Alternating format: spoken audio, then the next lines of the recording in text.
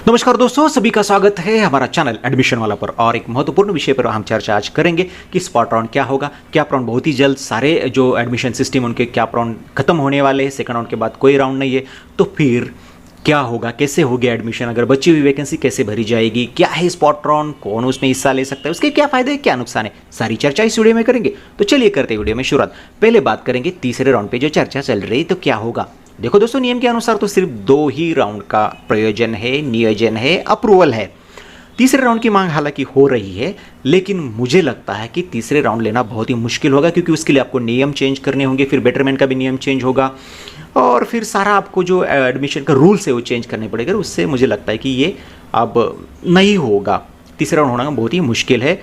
और क्योंकि अभी बहुत ऑलरेडी सिस्टम लंबी जा चुकी है, एडमिशन बहुत ही जल्दी ख़त्म करने गवर्नमेंट को भी, तो बहुत ही कम आशंका है ये राउंड होने की। तो तीसरे राउंड की कोई चेष्टा मुझे लगता है कि नहीं होगी। बात करते हैं हमारे मेन विषय की तरफ आती है, तो क्या राउंड के बाद एडमिशन के क्या नियम है, कैसे हो गया एडमिशन, क्या प्रोसेस होगी।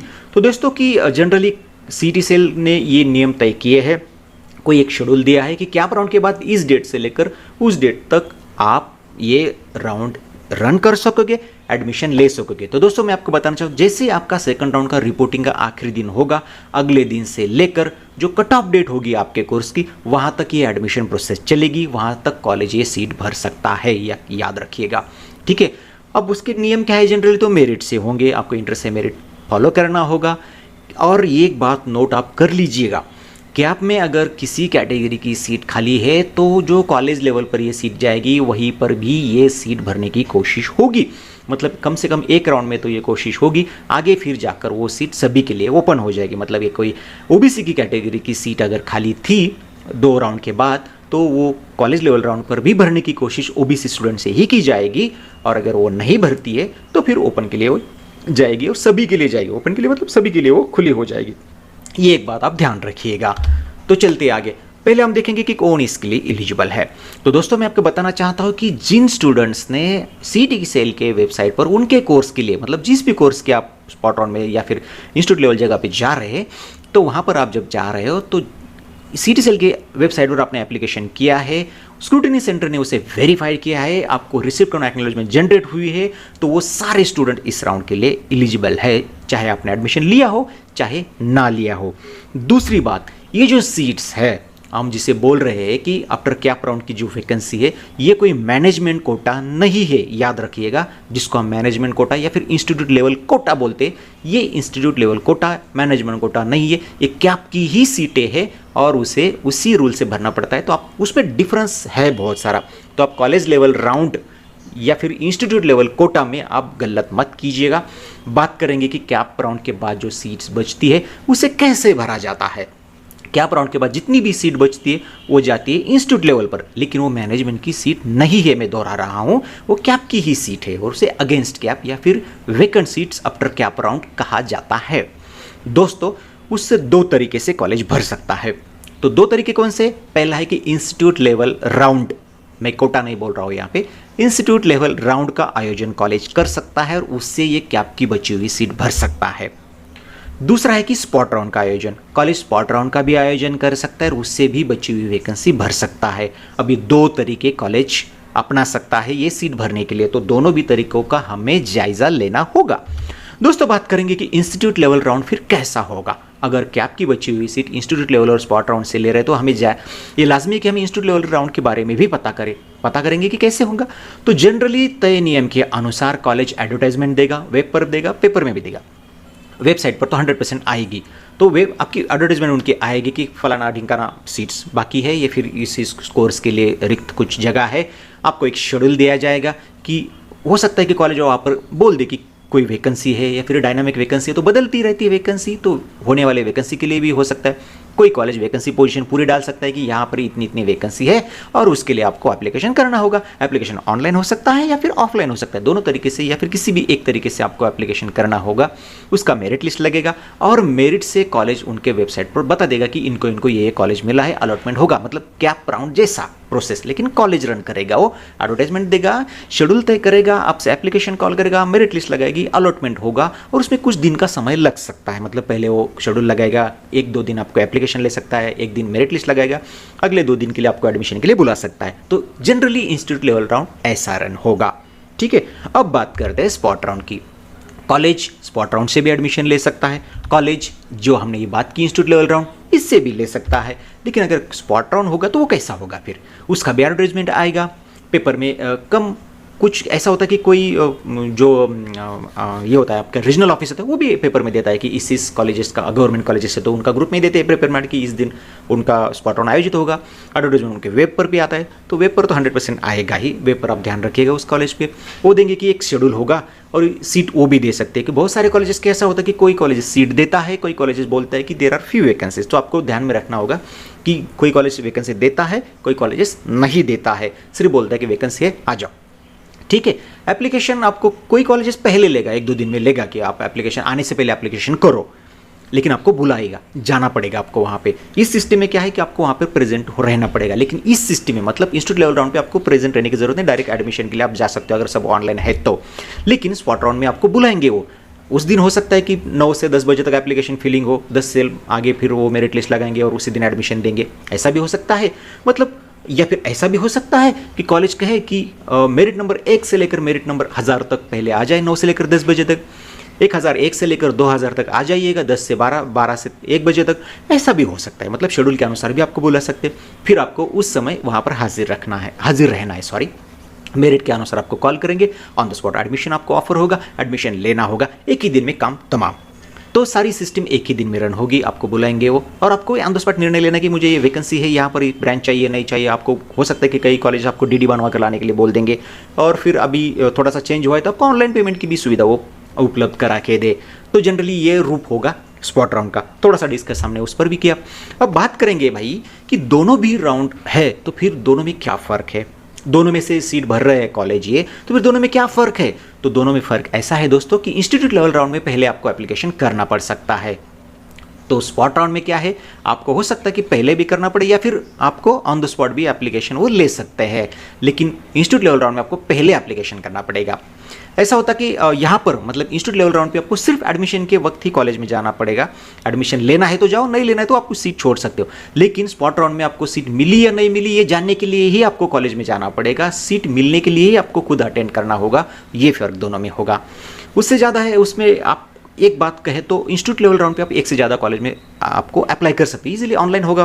अभी सिचुएशन ऐसी है कि बहुत सारे कॉलेज आपको ऑनलाइन ही मांगेंगे, तो फिर आपको ऑनलाइन एप्लीकेशन करना है, कोई प्रॉब्लम नहीं। आप ज़्यादा से ज़्यादा कॉलेज में अप्लाई कर सकते हो, राह देख रख सकते हो उनकी कब मेरिट लिस्ट है, मेरिट लिस्ट में नाम आया क्या, कौन सा ब्रांच मिला है, मुझे डिसाइड कर सकते हो आप कौन सा लेना है। लेकिन स्पॉट राउंड में ऐसा नहीं है, आपको खुद कॉलेज में जाना है। तो स्पॉट राउंड में अटेंड करना, एक से ज़्यादा कॉलेज में आप जाना मुश्किल होता है, और ये एक डिफरेंस है। वहाँ पर आपको किसी 1-2 कॉलेज में आप अटेंड कर सकते हो।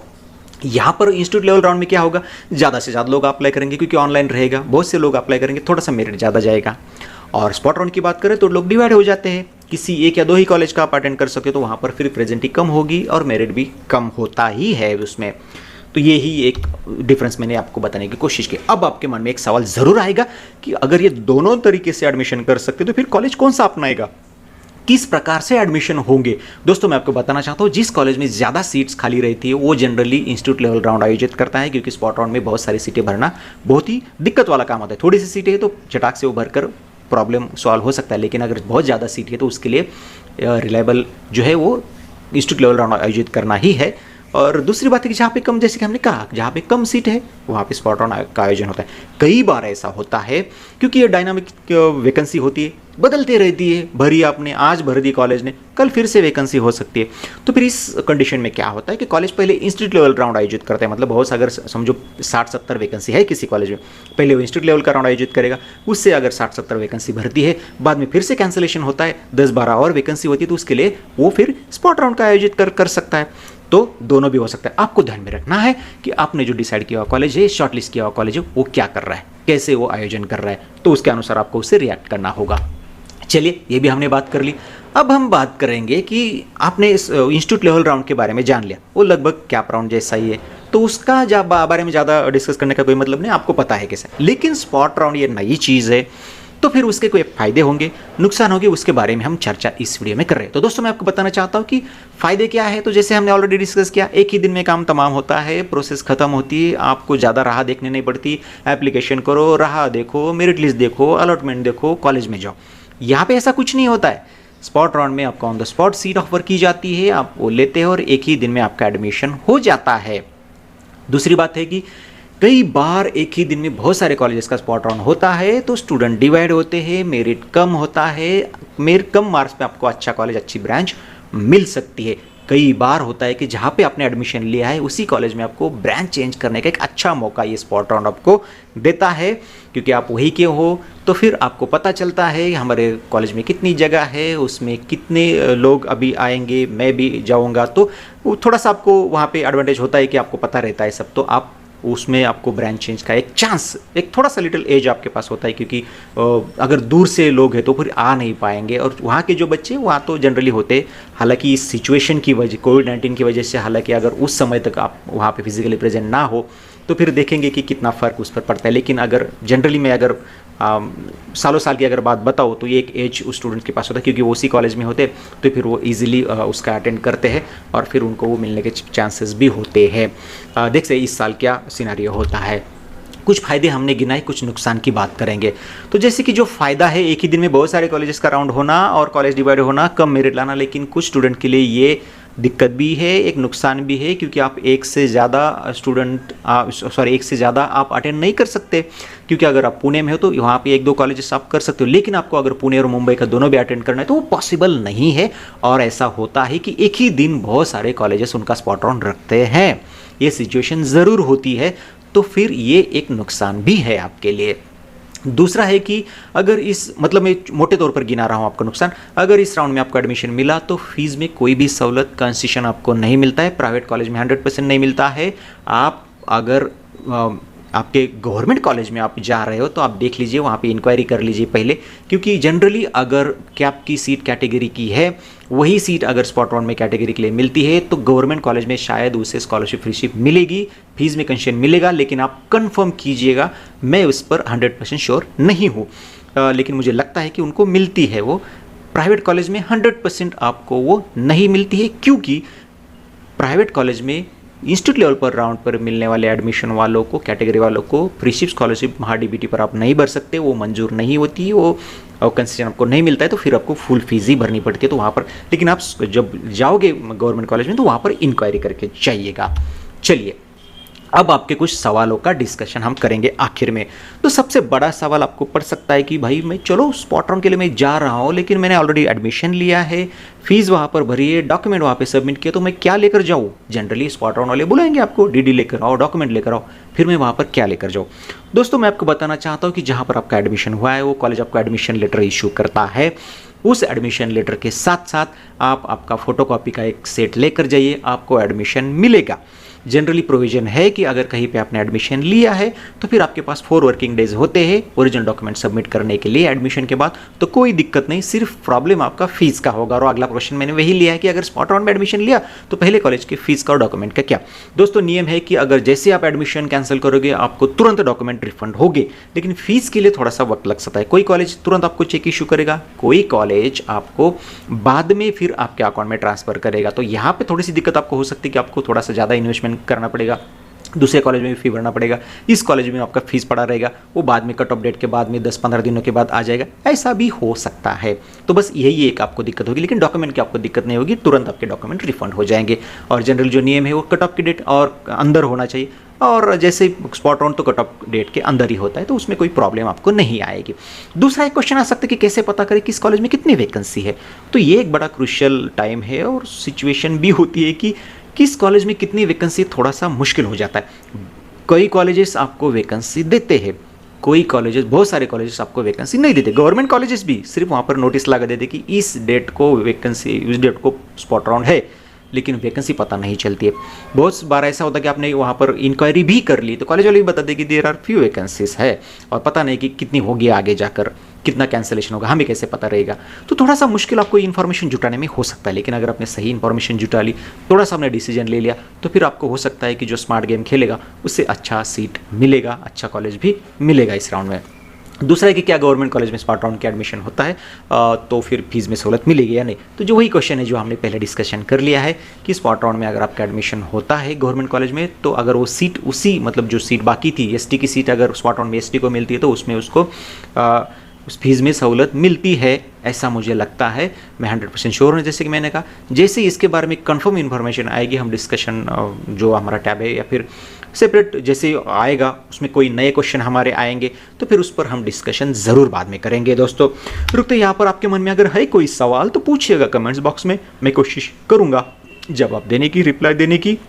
रुकते यहाँ पे, फिर मिलेंगे किसी नए वीडियो में, तब तक के लिए नमस्कार दोस्तों।